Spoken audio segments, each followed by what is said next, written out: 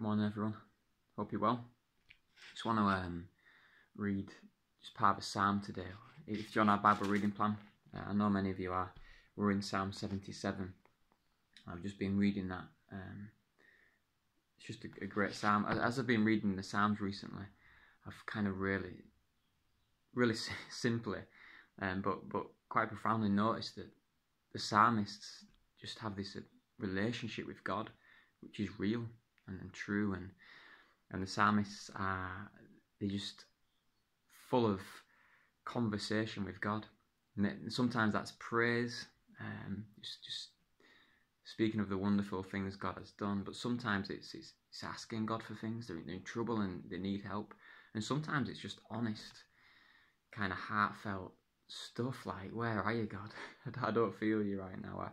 I can't see you. I'm in trouble." But regardless of what those conversations are, the psalmists speak to God. And that reminds me, first of all, that they were prayers, because that's what prayer is. It's just conversation with God, and they were people who had conversation with God. But secondly, that they had a relationship with God. They were close to Him. They went to Him when they were in trouble. They went to Him when they were thankful, when they were wanting to praise God. They were regularly speaking with God, and that's just a really simple, but I think quite profound thing, that the psalmists spoke to God, and how much that should inspire us, and does inspire me as I read these to speak to God with everything, not just with the nice stuff, with the praise and the thanks, but with petition, and also just with honesty from the depths of my heart, and hopefully your heart, so that we can just bring whatever's going on within us to God. And Psalm 77 is just an amazing example of that. Basically, it's a psalm of Asaph. If you haven't read it already, I'll read a little bit of it. But Asaph was basically the worship leader for Israel. Under the reign of David, he would lead the Israelites in praise to God. And Psalm 77 is a really honest psalm. It speaks of, well, the first few verses, the first 9 verses really speak of Asaph's in kind of this emotional turmoil. It says, "I cried to God at the beginning, to God with my voice, and He gave ear to me. In the day of my trouble I sought the Lord. My hand was outstretched in the night without ceasing. My soul refused to be comforted. I remembered God and was troubled. I complained, and my spirit was overwhelmed." You know, the start of this psalm, it's not great. There's a guy who's crying out to God, and when he thinks of God, he's troubled. He's just not in a happy place, really. In verse 4, it goes on to say, "You hold my eyelids open. I am so troubled I cannot speak." Basically, he's not sleeping and he's not speaking. He can't find the peace to sleep at night, and he can't find the words to speak. Then he says, "I've considered the days of old, the years of ancient times." I like how the NLT puts it. It says, "I remembered the good old days."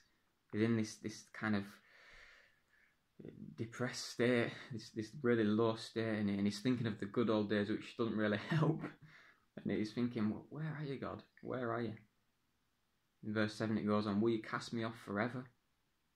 Will you be favourable to me no more? Has your mercy ceased forever? Has your promise failed forevermore? God, have you forgotten to be gracious to me? Have you, in your anger, shut up your tender mercies?" It's a psalm which is saying, "I'm troubled, God. I don't know where you are. I can't sleep. I can't speak. I feel like you don't love me. I feel like you've forgotten me. I feel like your compassion has completely gone." And it's just remarkable to think that this is coming from the lips of the guy who was responsible for leading Israel in worship.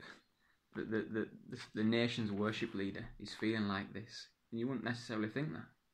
Surely this guy should have it together and should be leading in praise, not in lament and turmoil. But then the second half of the psalm does change, and he starts to remember, not necessarily remembering things from his life, but just remembering what God has done for the nation in the past. In verse 11 it says, I'll remember the works of the Lord. Verse 12, I will meditate on your works. So he's remembering, he's meditating, he's thinking it over. And then he says, I will talk of your deeds. He's remembering, he's meditating, he's talking of the things that God has done in the past, his amazing works, which we can remember. We can remember with Asaph right now. And the work that he specifically remembers from verse 16 to the end is the work of God parting the Red Sea. He talks about how the waters saw God, that the sea saw God, and the waters were afraid. You know, the things that were in front of Israel, which caused Israel to be afraid, were actually the things that were afraid. And I think it's kind of interesting how Asaph at the beginning of this psalm is in turmoil, he's fearful and thinking, what's going on, where are you, God? And the thing that it comes to is the Red Sea crossing. And I imagine that Israel felt exactly the same as Asaph felt at the beginning of this psalm.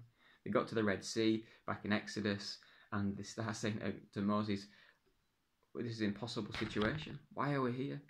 You know, it's better that we've died in Egypt. Did you bring us out here because they want enough graves in Egypt? And Asaph's feeling that here. He is feeling forsaken, cast off, forgotten. But then he remembers that God did come through for the nation Israel when they felt like that, as they stood in front of the Red Sea.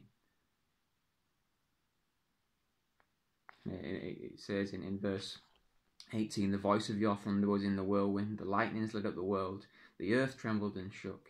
Your way was in the sea, your path in the great waters, and your footsteps were not known. You led your people like a flock by the hand of Moses and Aaron. And it finishes with that. It finishes with the fact that God did make a way in the middle of Israel's turmoil. And I think Asaph just remembers that because he's in the middle of turmoil too. And the guy who probably should have had it together, some might say. But the guy was honest and saying, no, I'm not together. I don't feel great. But I will remember God. And I remember what God has done in the past. And we too, we can remember that.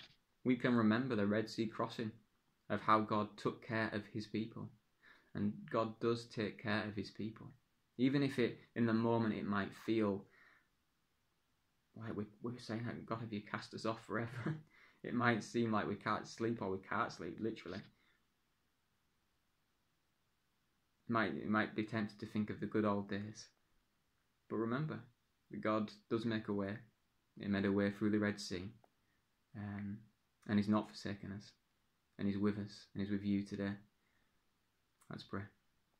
Father, I thank you for this psalm. I thank you for the honesty of Asaph. I thank you for what you took him through, that it might speak to us today in 2020.